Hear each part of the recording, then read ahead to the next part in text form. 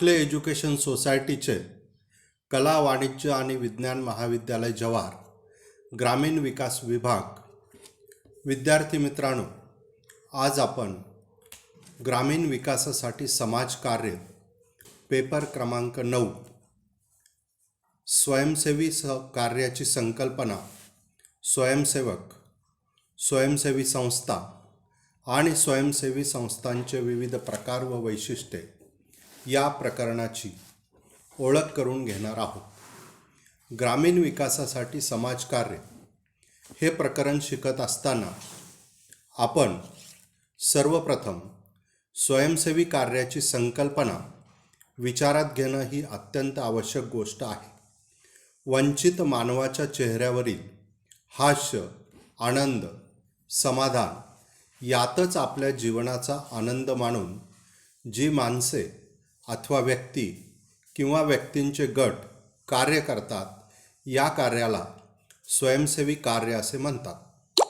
स्वयंसेवक जी व्यक्ती समाजाच्या विविध कार्यासाठी वेळेचे दान देते, ज्या व्यक्तीच्या ज्ञानाचा समाजाच्या विविध समस्या सोडवण्यासाठी उपयोग होतो, हा उपयोग सदर व्यक्ती कोणत्याही मानधनाच्या अपेक्षा न करता स्वयंस्फूर्तीने कार्य करते, यास आपण स्वयंसेवक असं म्हणू शकतो। स्वयंसेवक आणि स्वयंसेवी कार्याची संकल्पना या दोन संकल्पनांचा अभ्यास केल्यानंतर स्वयंसेवी संस्था या संकल्पनेचा आपणास विचार करता येईल। सर्वसामान्य जनतेचे, विशेषतः अतिगरीब, गरजू अथवा मागासलेल्या वर्गाचे निकडीचे प्रश्न हातात घेऊन ते सोडविण्याचा प्रयत्न करणाऱ्या शासकीय किंवा निमशासकीय क्षेत्राबाहेरच्या नफा हेतू नसणाऱ्या, म्हणजे समाजसेवा हा प्रधान हेतू असलेल्या, बाह्य नियमावलीच्या फारशा अधीन नसलेल्या संस्था म्हणजे स्वयंसेवी संस्था ही व्याख्या केलेली आहे प्राध्यापक देशपांडे यांनी। यानंतरची व्याख्या आपण पाहणार आहोत वसंत देसाई यांची। स्वयंसेवी संस्था ही अशी एक व्यापक संकल्पना आहे की या संस्था धर्मदाय कायद्याखाली नोंदवलेल्या असतात अथवा बिगर नोंदणीकृत देखील असू शकतात। या संस्था शासनाकडून मदत न घेता ग्रामीण विकासाचे काम करतात। यामध्ये युवा संघटना, महिला मंडळे, लाभार्थी संस्था, कामगारांच्या संस्था, धार्मिक संस्था यांचा देखील सहभाग होतो। या संस्थांची नोंदणी झालेली असते किंवा त्या अनौपचारिकपणे देखील कार्य करू शकतात। वसंत देसाई यांनी ही विस्तृत आणि सर्वंकष अशा स्वरूपाची जी व्याख्या आहे ती व्याख्या या ठिकाणी केलेली आपल्याला दिसते। यानंतर आपण स्वयंसेवी कार्याची जी वैशिष्ट्ये आहेत त्या वैशिष्ट्यांचा अभ्यास करणार आहोत।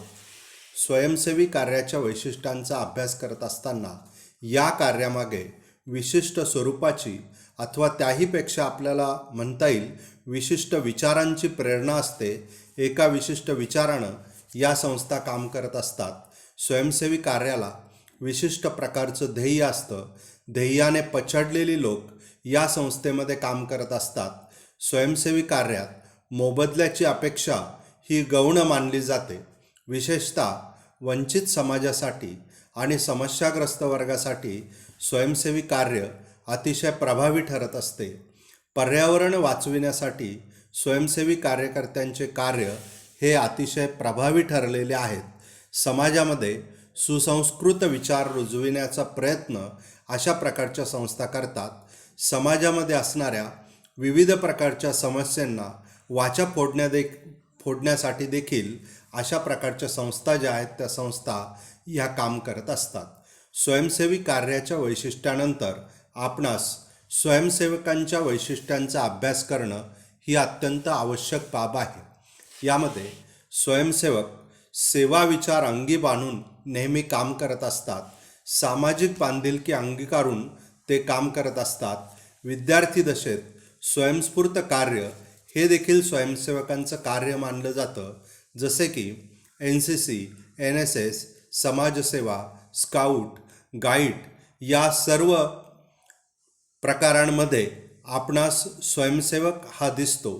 देश कार्यासाठी स्वयंस्फूर्तीने कार्य करणे हा यातला मूळ स्थायी भाव असतो. स्वतःकडील ज्ञान इतरांपर्यंत पोचवण्यासाठी स्वयंस्फूर्तीने प्रयत्न करणे म्हणजेच स्वयंसेवकाची एक वैशिष्ट्ये असंही आपल्याला या ठिकाणी सांगता येईल. गावच्या समाज बांधवांसाठी स्वयंस्फूर्तीने केलेलं कार्य म्हणजेच स्वयंसेवकाचं काम असंही आपल्याला या ठिकाणी म्हणता येईल.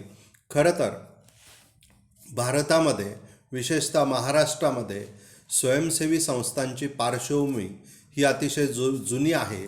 संतांनी जे आजपर्यंत आपल्याकडे काम केलेलं आहे ते स्वयंस्फूर्तीने आणि स्वयंसेवी वृत्तीने केलेले काम आहे. कुठल्याही प्रकारची अपेक्षा न करता हे काम आपल्याला केलं गेलेलं दिसेल. त्यामुळे स्वयंसेवी संस्थांची पार्श्वभूमी लाभलेल्या महाराष्ट्राला स्वयंसेवक किंवा स्वयंसेवी संस्था ह्या नवीन आहेत असं आपल्याला म्हणता येणार नाही. तथापि या संकल्पनेचा वेगवेगळ्या प्रकारे अलीकडच्या काळामध्ये विचार होऊ लागलेला आहे. स्वयंसेवी संस्थांना विविध नावाने ओळखले जाते.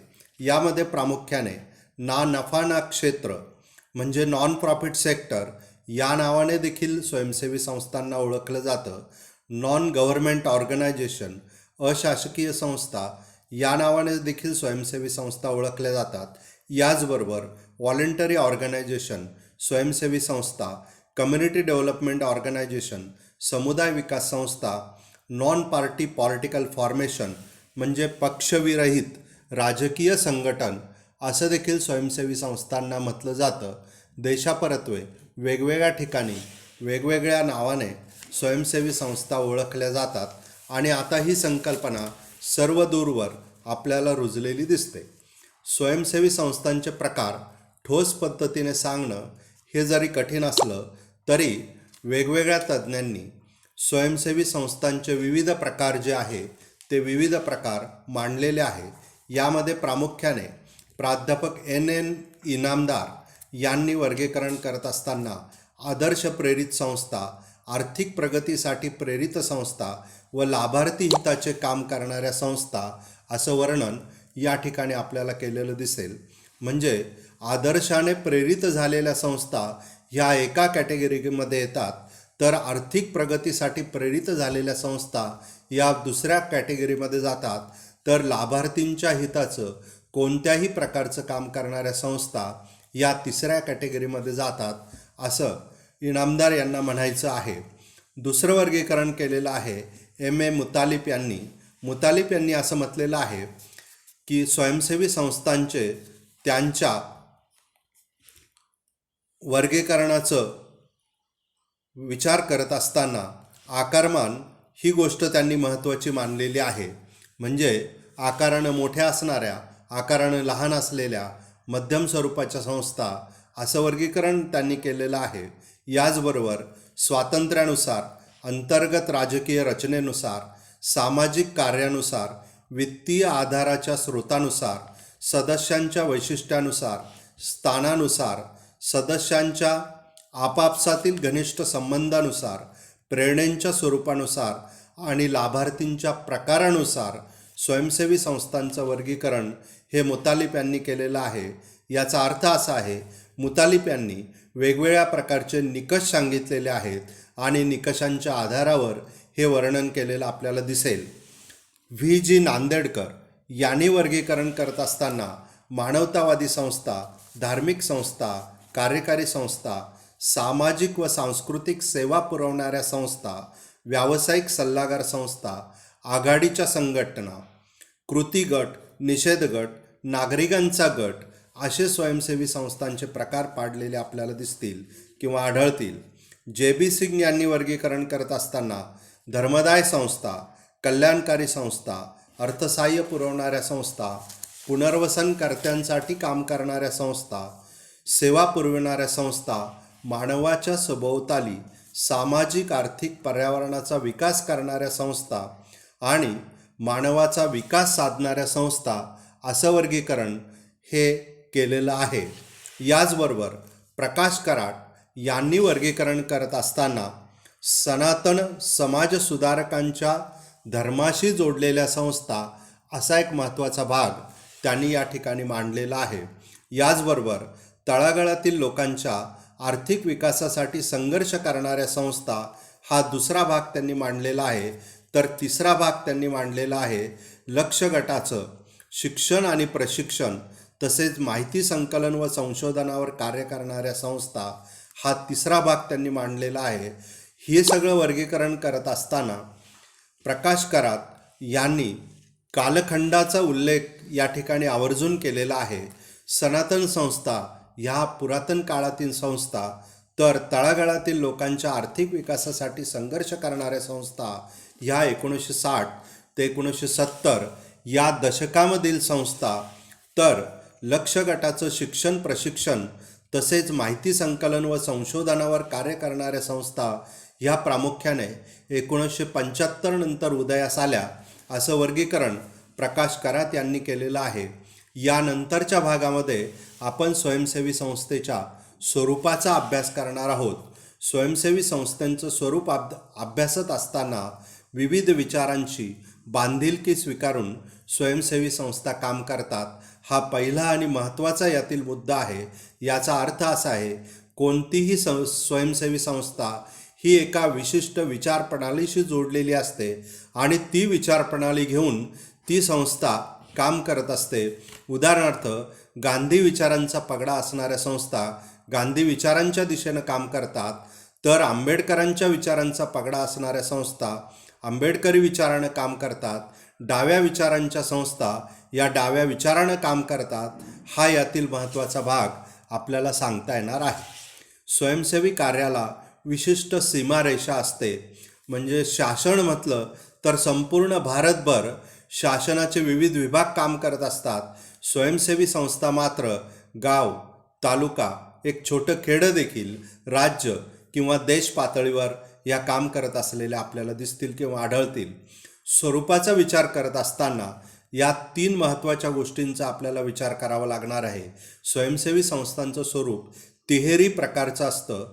यातला पहिला आणि महत्त्वाचा भाग म्हणजे रचनात्मक काम करणाऱ्या संस्था. काही संस्था या केवळ रचनात्मक काम करतात, जसं की शिक्षणाचं कार्य असेल, आरोग्याचं कामकाज असेल, प्रौढ शिक्षणाचं काम असेल किंवा महिला विकासाचं काम असेल. असं रचनात्मक काम करणाऱ्या काही संस्था असतात. काही संस्था या केवळ संघर्षात्मक काम करतात. ज्या समाजावर अन्याय होतो, ज्या वर्गावर अन्याय होतो त्या अन्यायाच्या विरुद्ध लढा देणं अशी एकमेव जबाबदारी स्वीकारून या संस्था काम करत असतात. तर तिसरं स्वरूप या ठिकाणी आपल्याला पाहायला मिळेल तिहेरी स्वरूपातलं न्यायालयीन लढाई.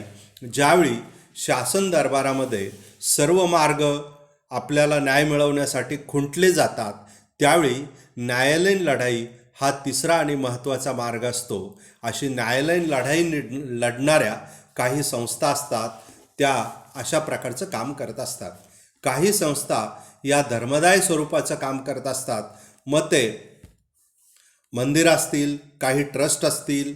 ही मंदिरं यांची जी ट्रस्ट असतात ही शिक्षणाचं काम करत असतात, आरोग्याचं काम करत असतात किंवा अन्य स्वरूपाची जी आडीनडीला असणारी लोक आहे त्यांच्यासाठी देखील या संस्था काम करत असतात. काही संस्था या प्रबोधन आणि प्रशिक्षणाचं काम करत असतात. समाजामधला जो वंचित गट असतो, ज्यांना योग्य वेळेवर शिक्षण घेता येत नाही, परंतु ज्यांना योग्य अशा प्रकारचा रोजगार देण्यासाठी एक विशिष्ट कौशल्य हातात दिलं तर त्यांचं आयुष्य हे निश्चित उज्ज्वल होऊ शकतं. यासाठी प्रबोधन आणि प्रशिक्षणाचं काम काही संस्था करत असतात.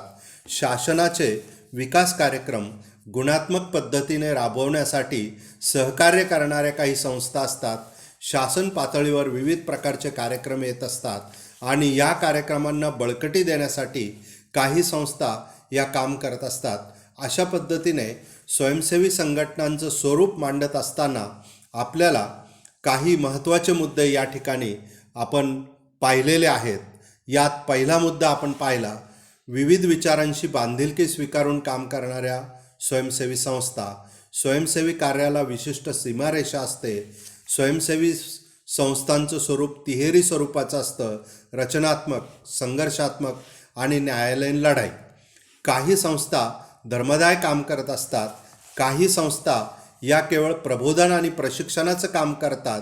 शासन विकासाचे जे विविध कार्यक्रम राबवत असतं, या कार्यक्रमांना जोड देऊन हे कार्यक्रम प्रभावी पद्धतीने गाव पातळीवर राबविण्याचं काम करणाऱ्या काही संस्था या काम करत असतात. स्वयंसेवी संस्थेच्या स्वरूपामध्ये या प्रमुख मुद्द्यांचा विचार हा या ठिकाणी आपल्याला करणं ही अत्यंत आवश्यक बाब आहे. यानंतरच्या पुढच्या मुद्द्याकडे आपण जाणार आहोत. हा पुढचा मुद्दा म्हणजे स्वयंसेवी संस्थांची वैशिष्ट्ये. स्वयंसेवी संस्था ह्या वैशिष्ट्यांचा अभ्यास करत असताना सर्वप्रथम आपल्याला प्रमुख मांडणी अलीकडच्या काळाच्या संदर्भात करावी लागणार आहे. ती अशी की प्रस्थापितांच्या व परिवर्तनवादी संस्था असतात, म्हणजे ज्यांची सत्ता आहे त्यांच्याच संस्था या तळागाळापर्यंत काम करत असलेल्या आपल्याला दिसतील. याला प्रस्थापितांच्या संस्था असं आपल्याला म्हणता येईल.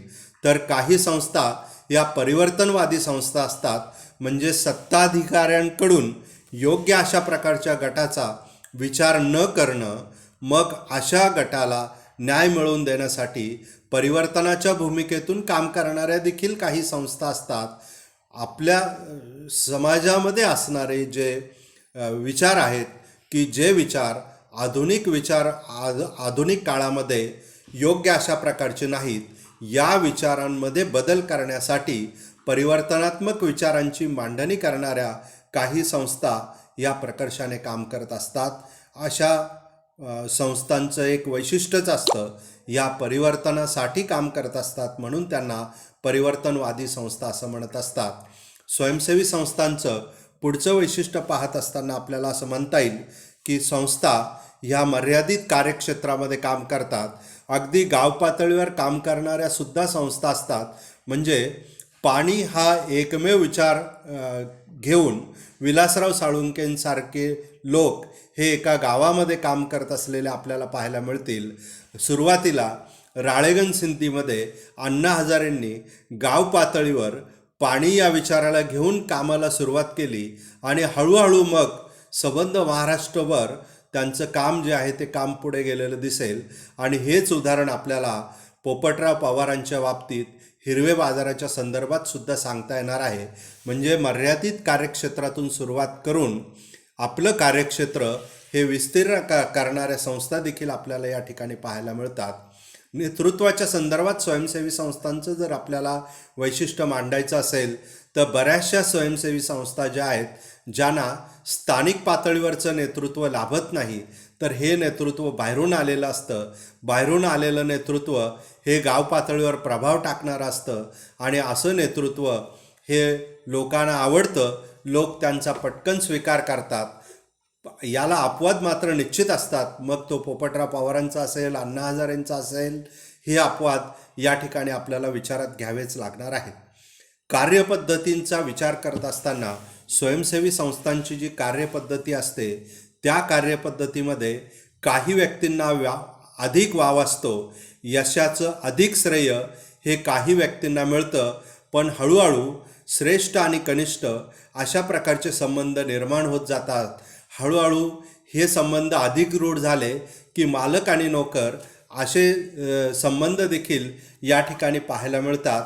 त्यामुळे स्वयंसेवी संस्थांच्या कार्यपद्धती बाबत आपल्याला मालक नोकर असे संबंध निर्माण होताना जो आभास आपल्याला पाहायला मिळतो, तो आभास हा अतिशय चुकीचा आभास हा स्वयंसेवी संस्थांच्या बाबतीत आपल्याला पाहायला मिळेल.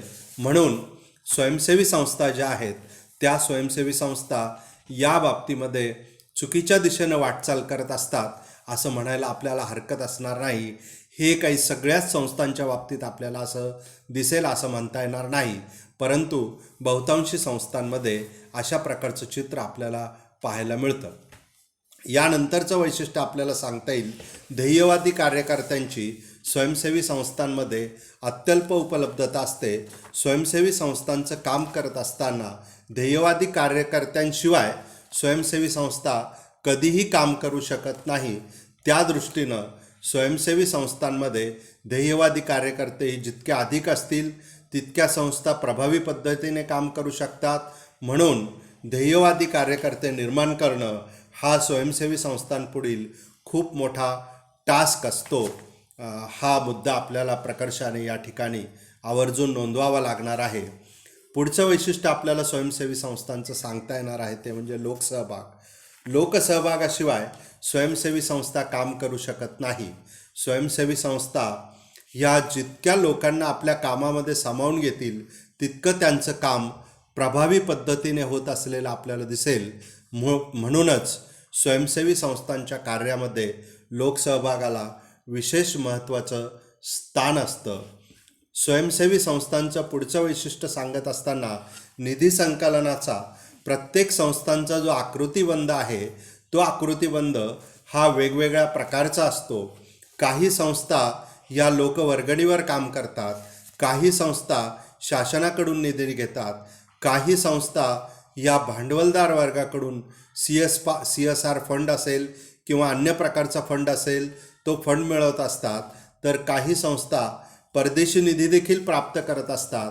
निधी संकलनाचा आकृतिबंध जितका प्रभावी असेल तितकं प्रभावी पद्धतीने स्वयंसेवी संस्थांचं काम हे चालू शकतं किंवा त्यामध्ये सातत्य राहतं असं म्हणायला आपल्याला हरकत असणार नाही.